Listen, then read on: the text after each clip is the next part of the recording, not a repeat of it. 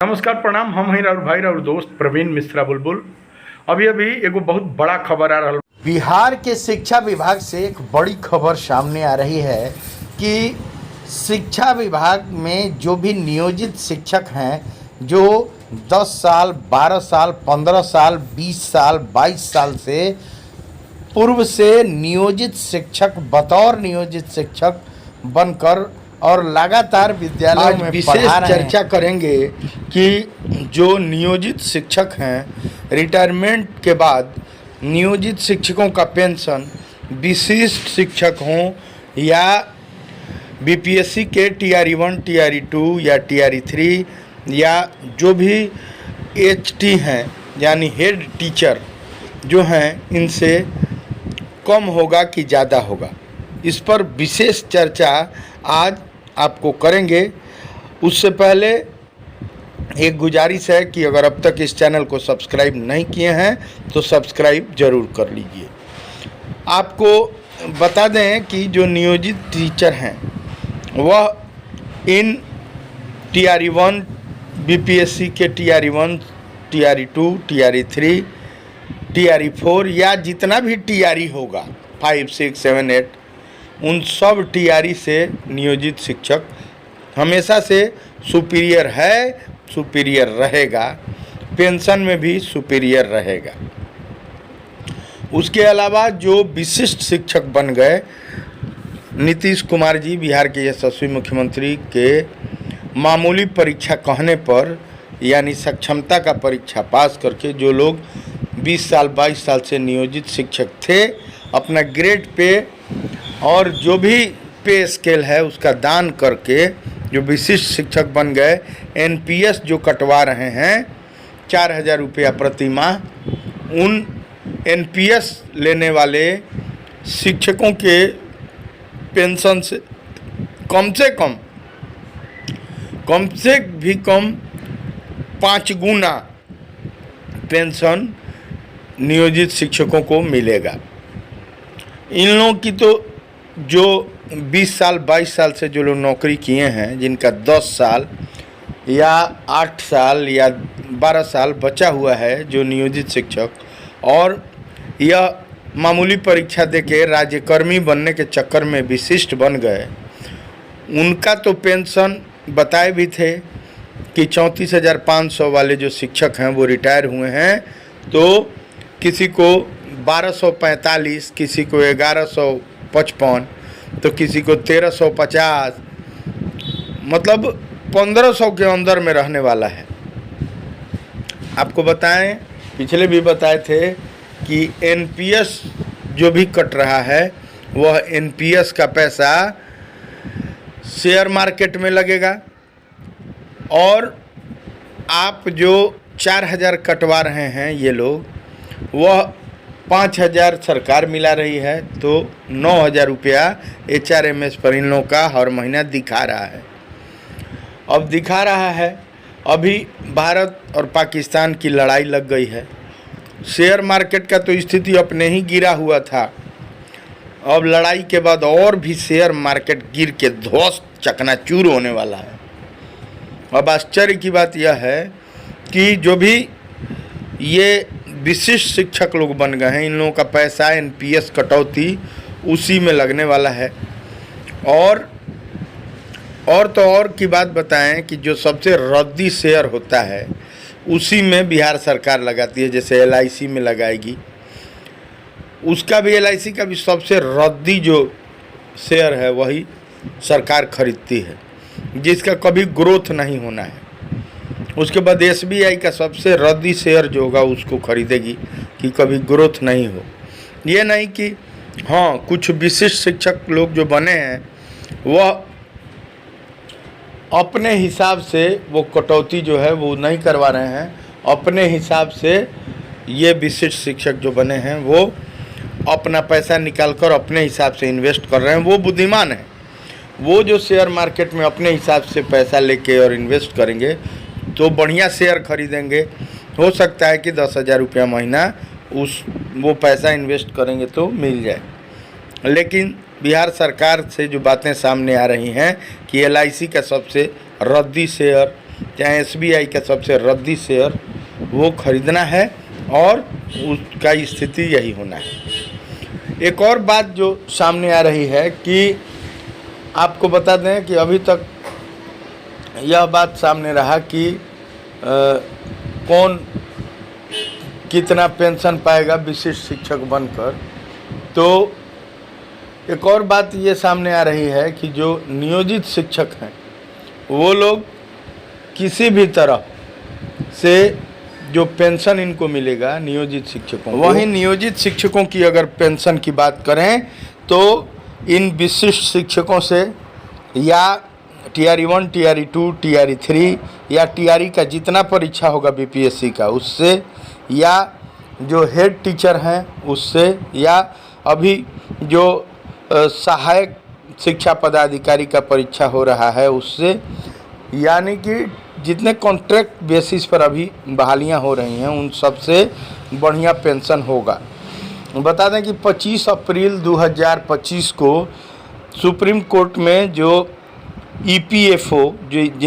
जो नियोजित शिक्षकों का EPF कट रहा है 1800 रुपया, इसका हेड ऑफिस ने जाकर सुप्रीम कोर्ट में एफिडेविट दिया है कि रिटायर होने वाले जो भी नियोजित शिक्षक हैं जिनका EPF कट रहा है, अगर 3 किस्त उनका कट गया तो उसके बाद कम से कम 7,500 रुपया मिनिमम दे होगा पेंशन, कम से कम 7,500 रुपया। उसके बाद महंगाई भत्ता, उसके बाद अन्य भत्ते जो हैं वो दिए जाएंगे, उसके ऊपर से वो ऐड होगा, मतलब कम से कम आपका 20,000 रुपया कम से कम महीना पेंशन होगा जो नियोजित शिक्षक होंगे। लेकिन जो विशिष्ट शिक्षक बन गए उनको और नौकरी उनका 15 साल या उससे नीचे है या 10 साल है, उनका तो भगवान भला करें, क्योंकि NPS की कटौती कम से कम 25 साल अगर कराइएगा तो आपको रिटायरमेंट होते समय जो आपका मूल सैलरी है, मूल वेतन है, उस मूल वेतन का आधा आपको रिटायरमेंट का, अगर आप 30,000 आपका उस समय मूल वेतन है तो आपका आधा यानी 15,000 पेंशन के रूप में मिलेगा। यही नियम है। तो यह बड़ी खबर आपको शिक्षा विभाग से हम बता दें कि हर हाल में नियोजित शिक्षकों का रिटायरमेंट पेंशन इनसे बेहतर रहेगा, इनका भविष्य भी बेहतर है और कोई भी हटा नहीं सकता है, 60 साल तक ये बने रहेंगे। वो लोग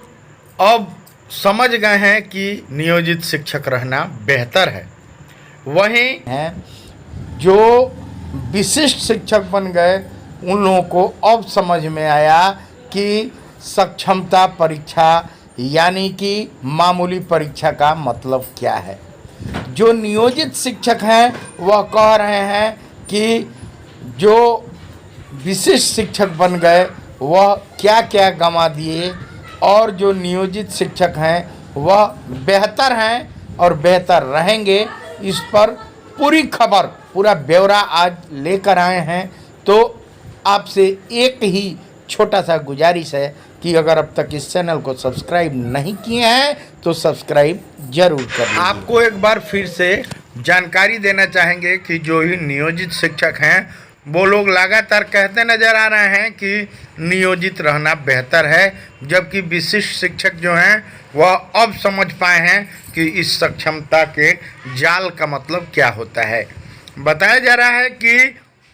सक्षमता 3 का परीक्षा का डेट रद्द हो गया है। यह भी चर्चा हो रहा है कि सक्षमता 3, 4 और सक्षमता 5 का परीक्षा एक ही बार लिया जाएगा। हालांकि कितनी सच्चाई है, कितना यह बात सत्य है, यह बात अभी पुष्टि नहीं हुआ है, लेकिन कहीं न कहीं सक्षमता परीक्षा का डेट रद्द करके आगे बढ़ाना कुछ न कुछ बयां जरूर कर रहा है। चलिए सबसे पहले बताते हैं कि नियोजित शिक्षक रहना बेहतर क्यों है। आपको बता दें कि यह शिक्षकों को, शिक्षक नेताओं की तथा जो खांटी शिक्षक बचे हुए हैं, जो नियोजित हैं 10 साल, 12 साल, 15 साल, 20 साल से जो लगातार नौकरी कर रहे हैं, नियोजित शिक्षक पंचायतों के अधीन काम कर रहे हैं, नियोजन इकाई के अधीन काम कर रहे हैं, उनका विश्लेषण है। उनसे स्पेशली जो बातचीत की गई, उसके बाद बातें सामने आई कि जो नियोजित शिक्षक हैं उनको क्या क्या लाभ मिलता है। सबसे पहला लाभ कि जो भी नियोजित शिक्षक हैं, जो नगर निकाय या प्रखंड निकाय या पंचायत निकाय में बहाल हैं, उनको सबसे बड़ा फ़ायदा वेतनमान मिलता है। वेतनमान इनका जो है वह उस पर 6 पे कमीशन, 7th पे कमीशन, 8th पे कमीशन का लाभ उसी को दिया जाता है जिसका वेतनमान होता है और ग्रेड पे होता है। बिना ग्रेड पे, बिना वेतनमान के इन किसी को भी जो भी बहाल अभी जो नियुक्तियां हो रही हैं, अभी जो बीपीएससी के तहत टीआरई 1, टीआरई 2, टीआरई 3 या टीआरई 4 की भी तैयारी चुनाव के पहले करने की तैयारी जो हो रही है, या जो भी एचएम यानी हेड टीचर की जो बहालियां हो रही हैं, उनको ना वेतनमान है ना ही ग्रेड पे है। इन लोगों को केवल हर साल 1-1 साल इंक्रीमेंट मिलेगा और उस इंक्रीमेंट के आधार पर इनका वेतन फिक्सेशन भी नहीं होना है। इनका HRMS पर जो बात सामने आई है कि 1-1 हज़ार रुपया बढ़ा दिया जाएगा, सबसे इनको एक लॉलीपॉप जो बिहार सरकार ने दिखाया। जो शिक्षक नेताओं का कहना है कि जो भी नियोजित शिक्षक हैं वो बोल रहे हैं कि वो लोग हर हाल में नियोजित शिक्षक रहकर फ़ायदे में रहेंगे।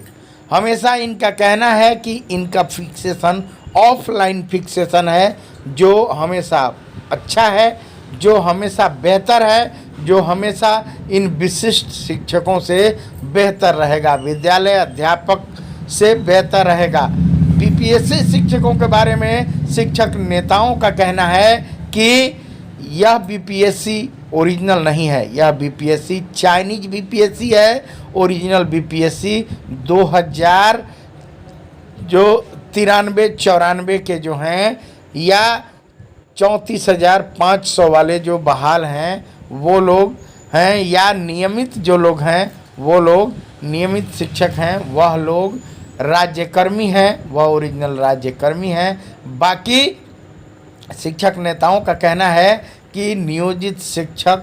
हमेशा बेहतर रहेगा इन बीपीएससी टीआरई 1, टीआरई 2, टीआरई 3 या टीआरई 4 या हेड टीचर के बहाली से हमेशा नियोजित शिक्षक बेहतर रहेगा। बताया जा रहा है, जो बातें सामने आ रही हैं कि 2003 में शिक्षा मित्र के रूप में जो भी बहाली हुई थी जो लालू यादव के ज़माने में, वह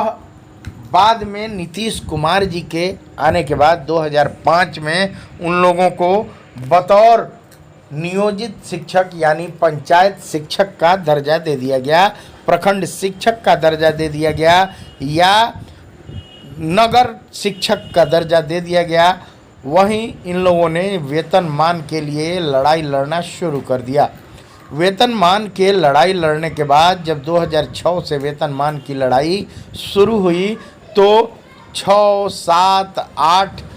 10 तक लगातार लड़ाई होने लगी। उसी बीच में सुप्रीम कोर्ट, हाई कोर्ट का दरवाज़ा भी नियोजित शिक्षकों ने खटखटाया था। अंततः सुप्रीम कोर्ट ने समान काम समान वेतन का फैसला नियोजित शिक्षकों के पक्ष में दे दिया। बिहार के जो भी नियोजित शिक्षक हैं उनको समान काम समान वेतन का दर्जा फैसला जो भी सुप्रीम कोर्ट के द्वारा दिया गया। अब सुप्रीम कोर्ट का जब फैसला नियोजित शिक्षकों के पक्ष में आ गया, तब जो भी सरकार है, जो बिहार सरकार वहाँ पहुँची, बिहार सरकार के शिक्षा विभाग के प्रतिनिधि वहाँ पहुँचे और पहुँचकर यह एफिडेविट लगाया कि जो भी नियोजित शिक्षक हैं वह 60 साल के लिए बने रहेंगे, 60 साल तक इनको कोई भी हटा नहीं सकता है। एफिडेविट लगाते हुए बिहार सरकार के शिक्षा विभाग के प्रतिनिधियों ने यह वहाँ एफिडेविट लगाया कि यह नियमित शिक्षक हैं, यह नियोजित शिक्षक ही हैं, लेकिन हमारे नियमित शिक्षक हैं जो 60 साल तक निकाय में बने रहेंगे।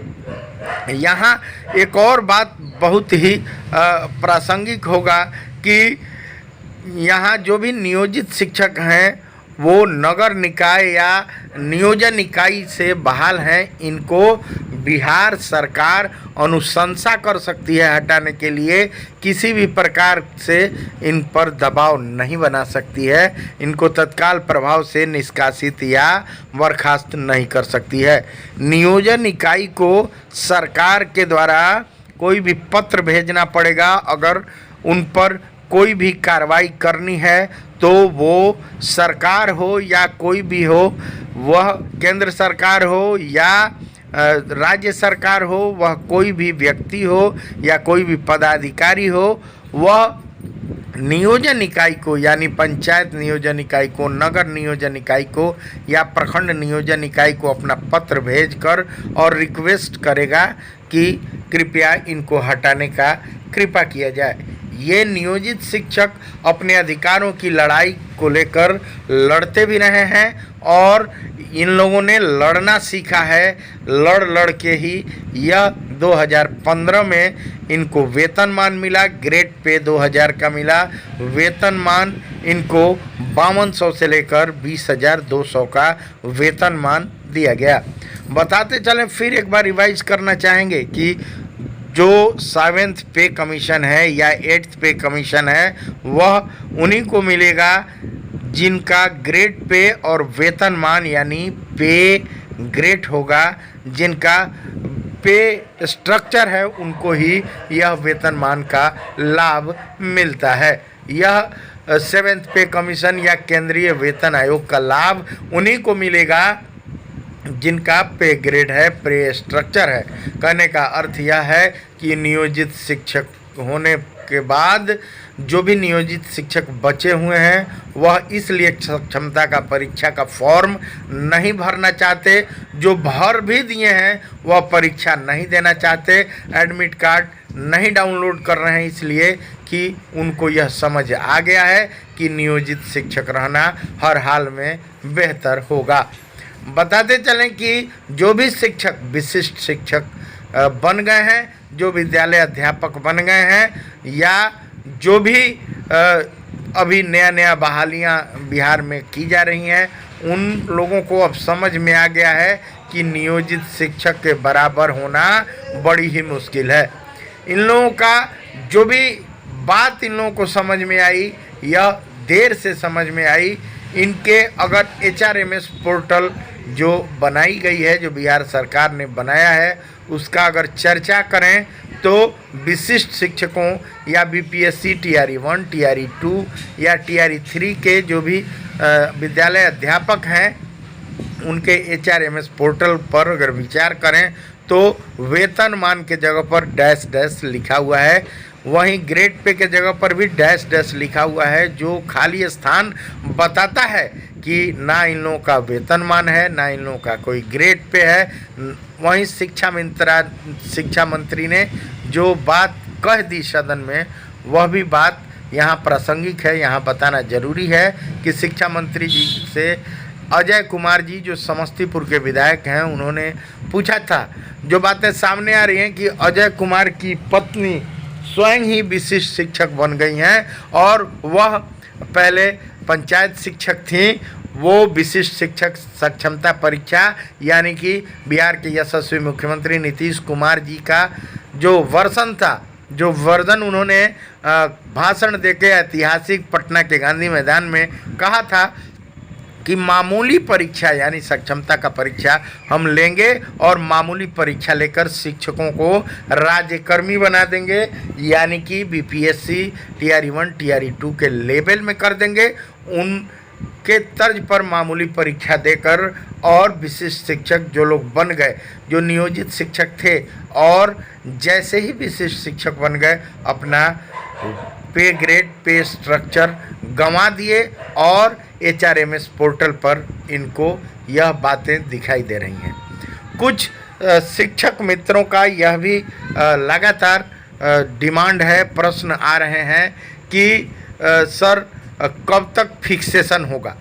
तो विशिष्ट शिक्षकों के फिक्सेशन पर बातें जो सामने आ रही हैं उस पर हम चर्चा करेंगे कि इनका ऑफलाइन फिक्सेशन किसी भी प्रकार से नहीं होगा। जो बातें सामने आ रही हैं, जो बातें चर्चा में शिक्षा विभाग पे चल रही हैं,